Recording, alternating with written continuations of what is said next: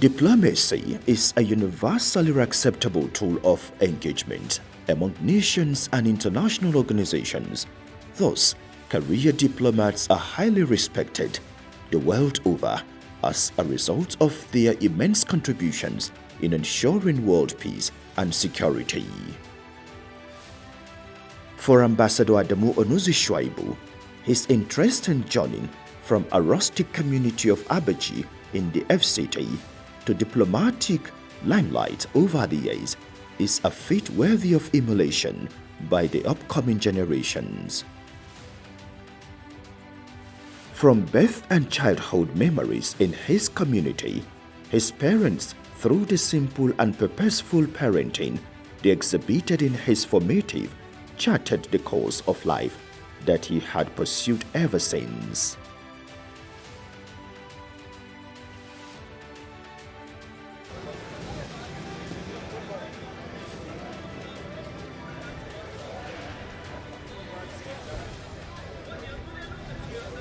Growing in an agrarian community like Abuja, though ensured that he saw life as a typical son of a farmer in a village setting that over 70% of rural Nigeria represents, yet his father insisted on sound education for him and his siblings.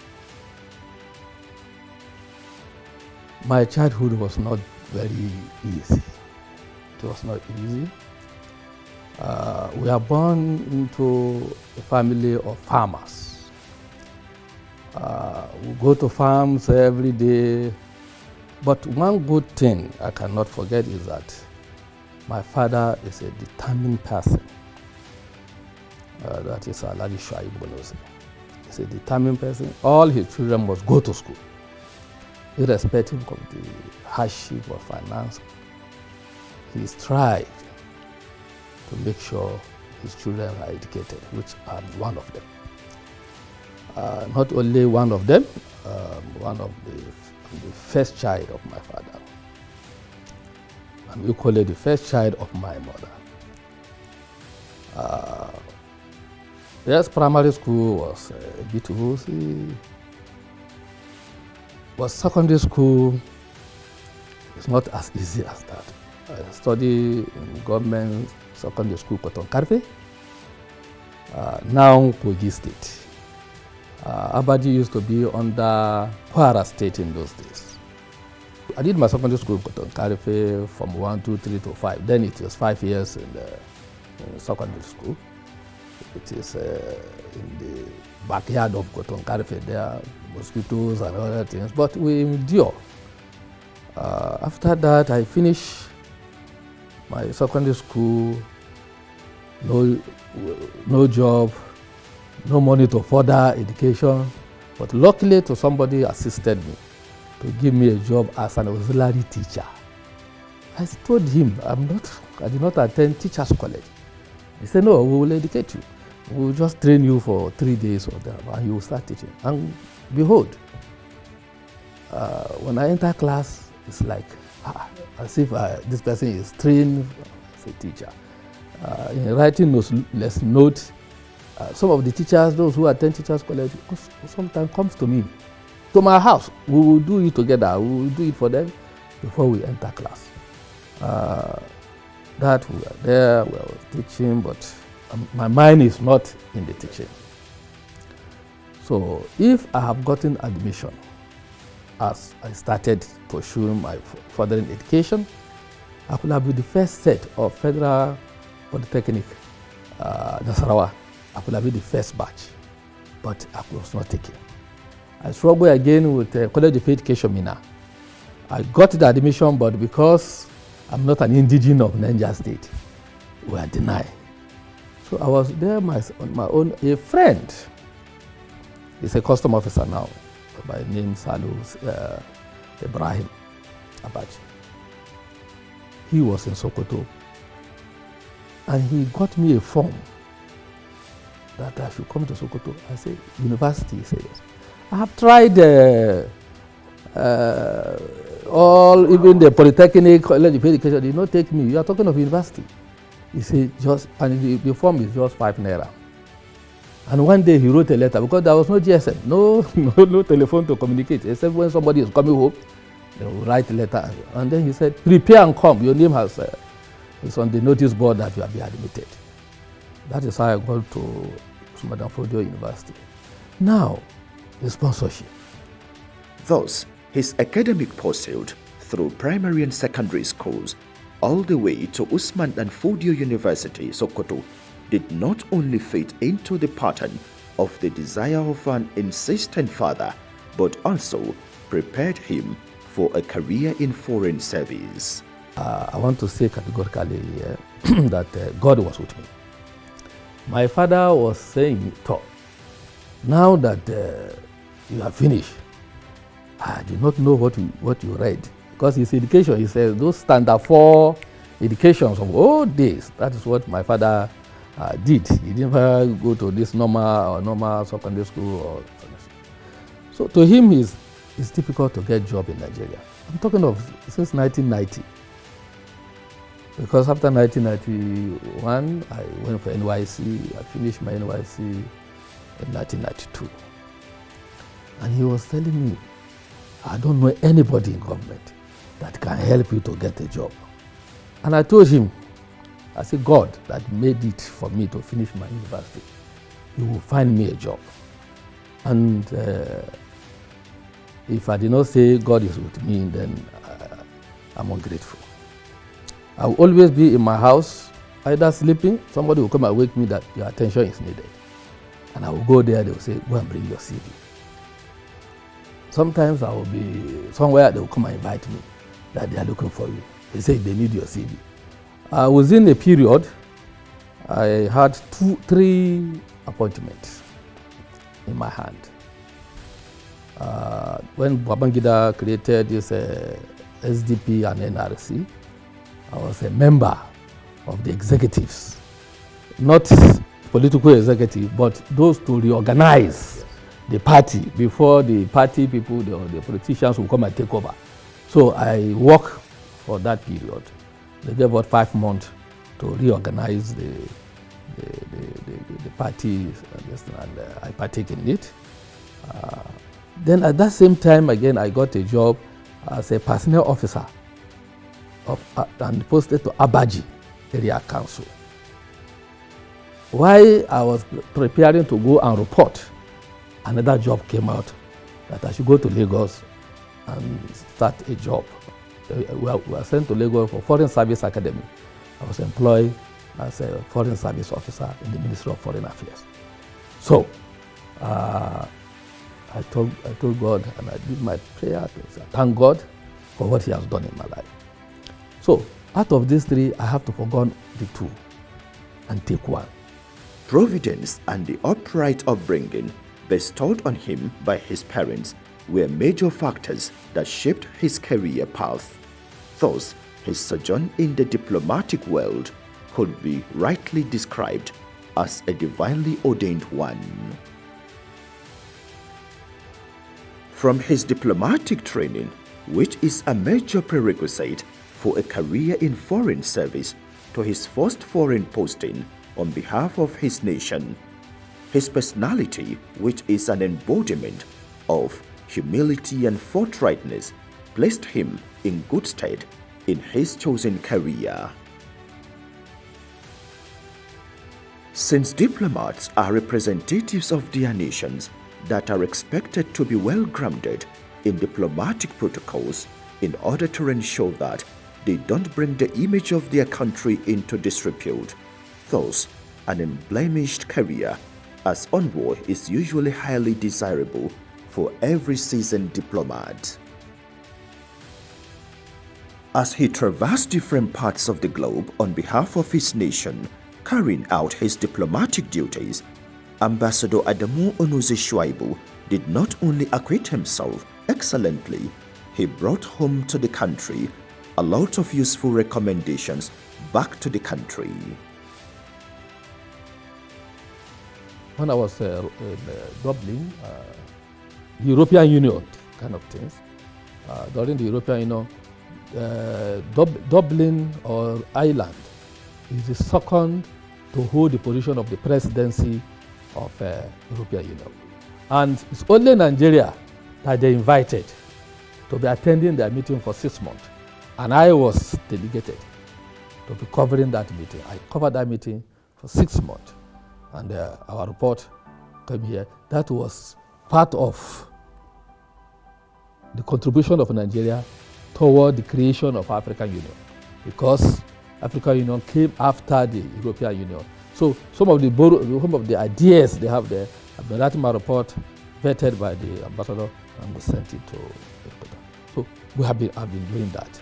I also write a report on the use of wind energy, and I said in Nigeria we have solar. We have solar because the sunshine in the northern part of Nigeria is enough to generate electricity for us. But today, I think solar energy has already started spreading all over Nigeria. So, from China, I was appointed as an ambassador in 2016. From his first diplomatic posting to his sojourn in the Republic of Ireland to his tour of duty as Nigerian ambassador to Rwanda, this quintessential diplomat left a lasting impression on his various hosts on behalf of his country.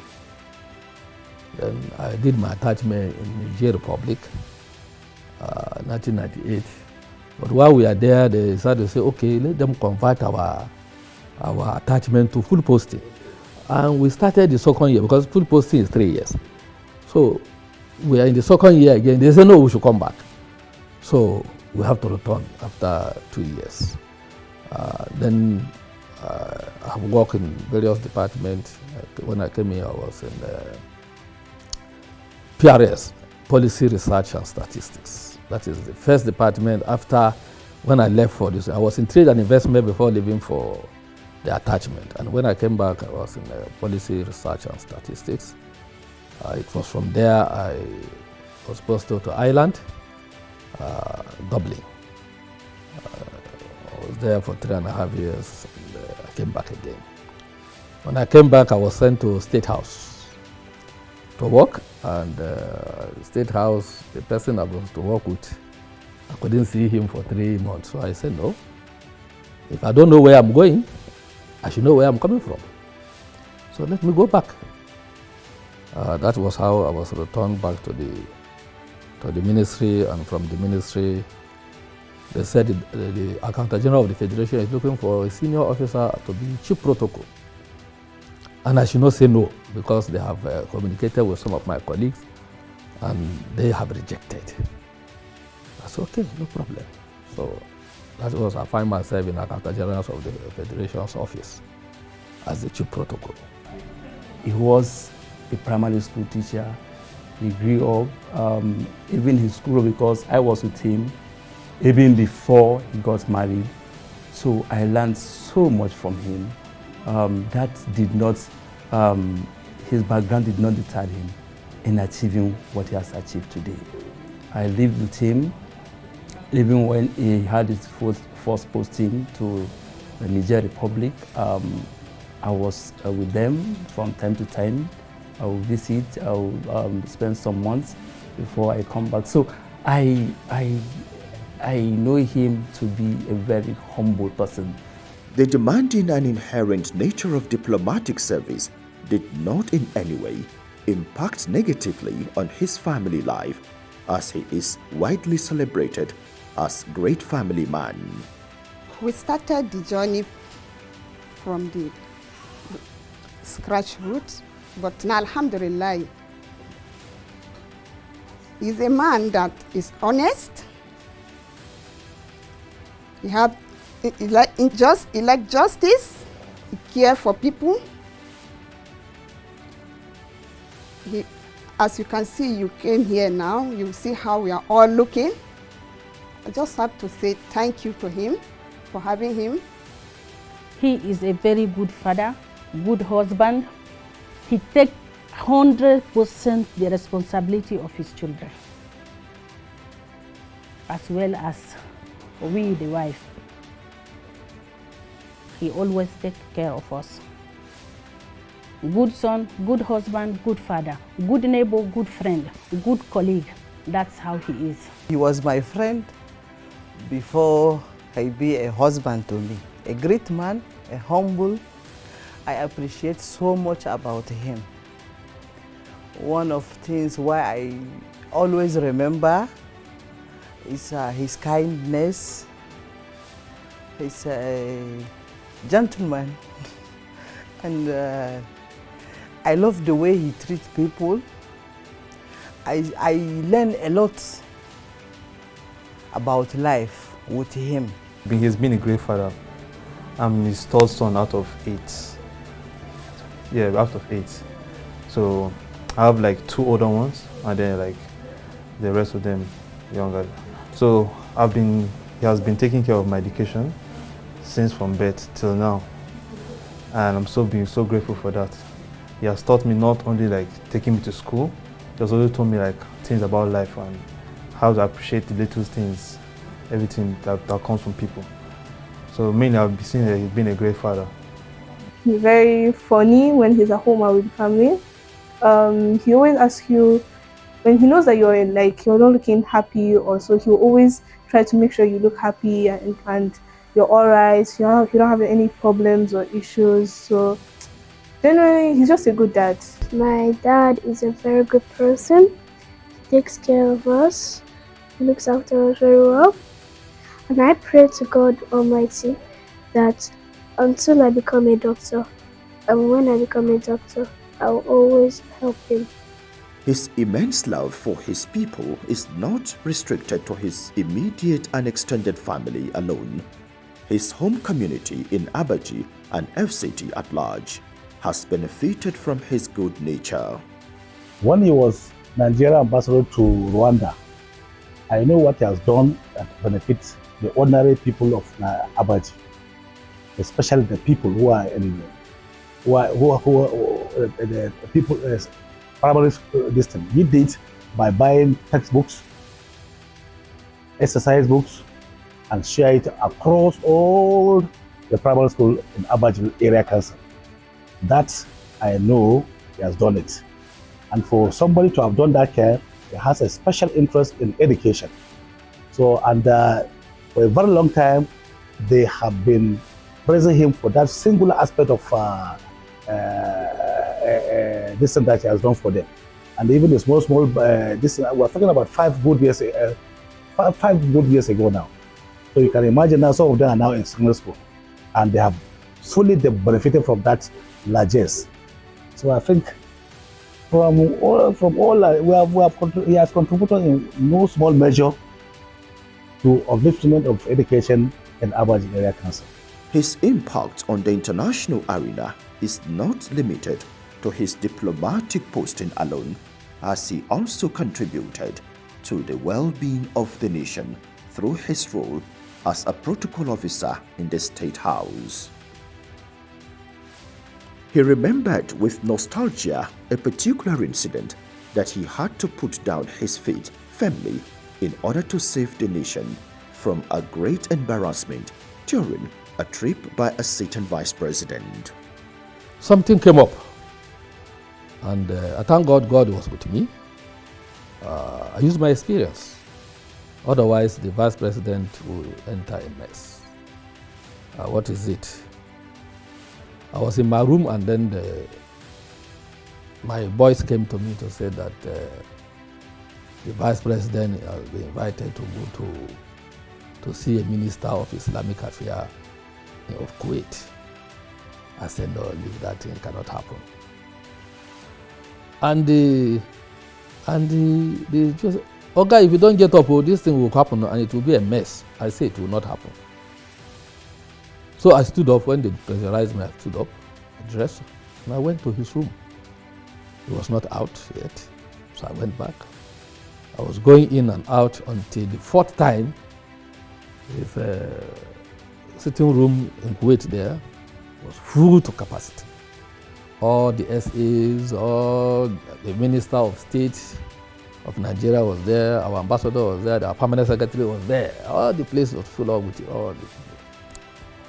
And I thought, leaving this man, he was taking his breakfast, and once he has finished, we are moving. So I said, if I allow him to finish, I may not be able to stop him. So I went close to him and I said, Excellency, good morning. He said, good morning. I said, how was your night? He said, it was fine. I said, okay. I said, but Excellency, I want you to note that you are going nowhere this morning. And he looked at me and he said, your diplomacy will not work. In this circumstance, your diplomacy will not work. Anywhere I will get money to develop Nigeria, I will go there. And I say, yes, Excellency. If I know some places, I will even inform you so that you go there and get money to develop Nigeria. But would the Minister of Islamic Affairs of Kuwait give you money to go and develop Nigeria? So what did you say? And I repeat myself. Would the Minister of Islamic Affairs of Kuwait give you money to go and develop Nigeria? Then he turned and asked one of the SA. He said, Abadabo, the senator. He said, Abadabo, is it true that we are going to see Minister of Islamic Affairs? And Abadabo said, yes. Then he said, La ilaha. That he never, who arranged that journey to the Minister of Islamic Affairs? As I'm talking to you today, nobody has answered yet at that one. So he now said, no, it is the Kuwaiti fund that he wants to see. The Kuwaiti fund, because they used to give money to countries. So he wants to key in and see if there's a way they can help money. So when I told him, I said, Excellency, if I will not allow you to go and see a minister, do you think I will allow you to go and see a Director General? The head of Kuwaiti fund is headed by the Director General. But arrangement has been made. The Director General is coming to meet you here in your room by 6:30 today in the evening. He said, is that? I said, yes. I was waiting for you to come out so that I let you know. That is when he said, Director Protocol, I'm going nowhere. I said, thank you very much. So when I turned to go out, my permanent secretary was seated close to the door, and when we have eye contact, he hailed me. So when we go. His philosophy of life, which is built around truthfulness and merit, which had assisted greatly in his career, is one useful advice he had for the younger generation. Education is key. Because when I started my introduction, I told you that my father, despite his background, he sees education as the key to success. And today, my father retired many years ago, but he's surviving because of his educated children. Because he gets to a point I have to stop him from any other things. You stay there and bless us. But whatever that remains in your life, we will handle it. If I go to my father now, he's alive. If I go to him, all will be saying, God will continue to bless him. Even our younger ones, when they are going to school, we rather on his here. Even recently, as we are talking, we are making contribution, right? We make contribution, we tax ourselves to address issues that are coming. He further suggested that the nation must continue in its big brother role towards her neighbors for the enhancement of territorial security.